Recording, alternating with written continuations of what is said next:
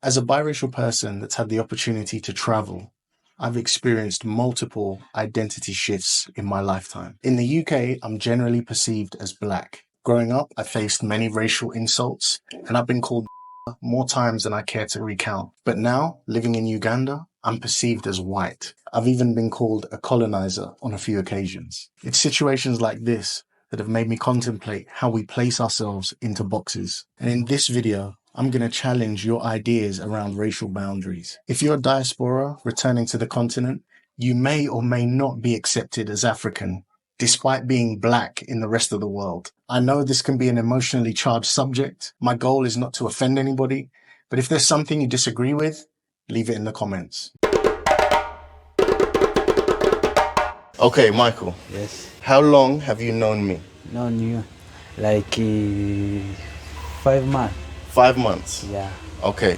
How would you describe me? I can say that is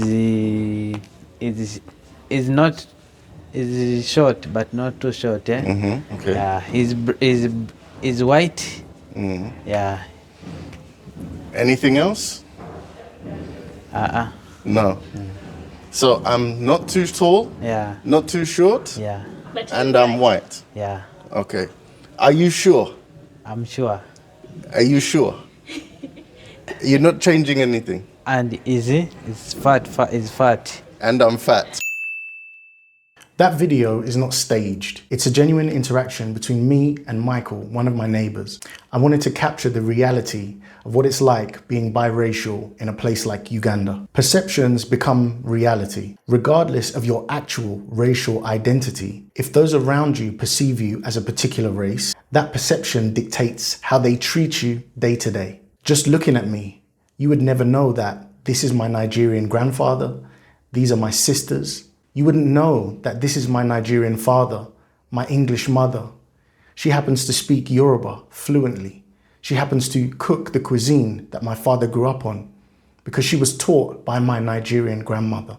Our family lived in Surulere, Lagos, for the best part of 2 decades. See, my values and my beliefs stem from a multitude of unique experiences, and this is far more than what my outward appearance could convey. My actual racial identity is just a fraction of who I am. Just like the label black fails to capture the nuances between, say, a Namibian, a Angolan, and African American. But if we took those 3 blacks and we put them in France or in Tokyo, people would still just bucket them as black. But it doesn't break down their separate cultural differences. You see, all humans instinctively categorize the world into mental shortcuts. This is how we evolved to survive and process the complex and overwhelming world around us. Known as cognitive simplification or the use of heuristics, this is innate and well established in the fields of neuroscience and cognitive psychology. In Uganda, being perceived as white subjects me to whatever the assumptions that identity invokes. It could be wealth, privilege, sexual exploitation, neo-colonialism. Like I said before, I've been called a colonizer on more than one occasion. While I know my true story and my true intentions, there's little opportunity to convey this to someone calling me a name in everyday life. When it comes to cognitive simplification, I must also turn the mirror inwards on myself. How often have I similarly prejudged others based on shallow impressions, letting my emotions cloud my perceptions and project my own bias onto those that I encounter? Today, I humbly ask you to do the same because I believe this is the path to a better Africa and a better world.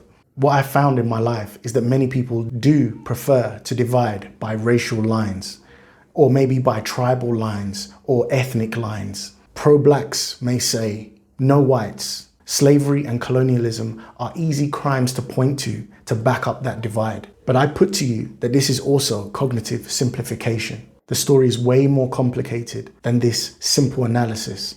And the sad truth is, there is blood on the hands of all sides. We all know about King Leopold and the atrocities he did in the Congo. But lesser known is about Tipu Tip, a black Tanzanian slaver whose trade enslaved 1.5 million Africans. He even did business selling slaves to Leopold, putting self-interest above his racial solidarity. And for the record, there were many other black slavers across Africa. I sometimes tell this story about my eldest son. His name is Ben. He's 22 now, but when he was about 3, we were driving down the street and we stopped at a traffic light, and we were working on both colors and also traffic rules, because at the time we lived on kind of a busy street in Cambridge. So we're stopped at the light, and I say, "Hey, Ben, what color's the light?" And he says, "It's green." I said, "Well, Ben, we're stopped at the light. What color's the light? Take a good look." And he goes, "It's green." And when it turns, he says, "It's red, let's go." So I started asking him to identify red and green in other contexts, and he gets it right every time. And yet, every time we come to a traffic light, he's still giving me opposite answers, because I get a little obsessed with this. This went on for about 3 weeks. It wasn't until maybe 3 weeks later, and I think my mother-in-law was in town, so I was in the backseat sitting next to Ben, and we stopped at a traffic light, and I suddenly realized that from where he sits in his car seat, he usually can't see the light in front of us because the headrest is in the way, or it's above the level of the windshield, right? Windscreen, as they say in Europe. So he's looking out the side window at the cross traffic light. Now, just think about the conversation from his point of view. He's looking at the light, it's green. I'm insisting that it's red.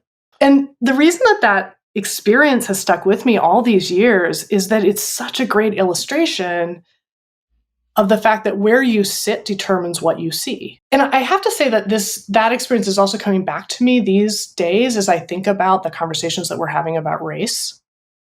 Because from where I sit as a white person in the United States, I see a lot, but there is a whole lot that I don't see. See, when they played the game, the mother and the daughter were both right and both wrong. It was a matter of the perspectives, the position, the vantage point that they were coming from that made the difference on how they perceived the world. This is a picture of my partner Medina's sister-in-law. She's kneeling. From some Western perspectives, you may look at this and say, this is disrespectful. A woman kneeling at the feet of a man?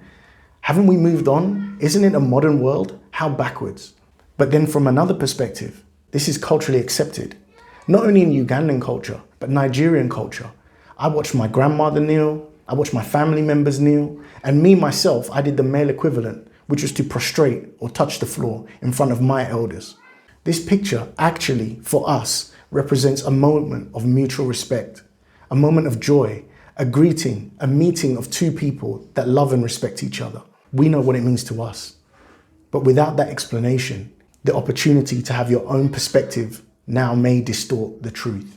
Now, I have friends who I love and respect, and they disagree with some of my opinions. That's okay.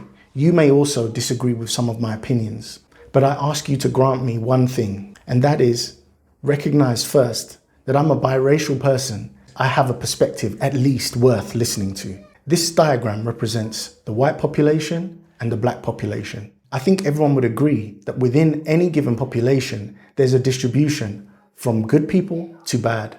That's why my proposal, instead of drawing a line dividing the races, we should draw a line to divide people of poor moral character. See, the problem for me, for keeping the divide amongst racial lines, is that it is a poor measure of a person's moral character. And one day, just like me, you may find yourself amongst those that perceive you as on the wrong side of some arbitrary line, making you an enemy without the measure of your moral character, without the measure of your intentions or the contributions that you've put into the world. For example, my African American friends here in Uganda may not be called white, but they do get called Muzungu. No matter how many people in the comments tell me, oh, Muzungu just means foreigner, it's still a label. It still gives people the justification to do things like price gouging, to target them because of their perceived privilege coming from the United States. And that's regardless of whether they grew up with a silver spoon in their mouth or they grew up on food stamps. There's many videos of diaspora complaining about the way they're treated when they come back to the motherland.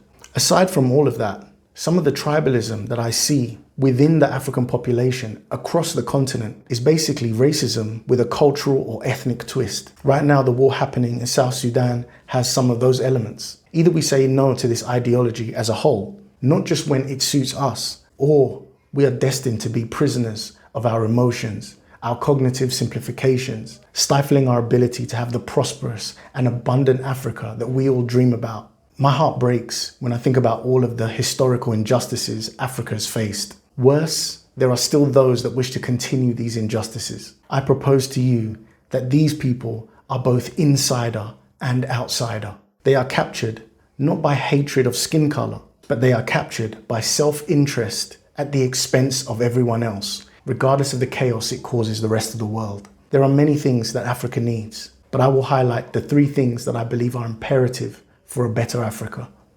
unity, accountability, and integrity. Thank you very much for listening.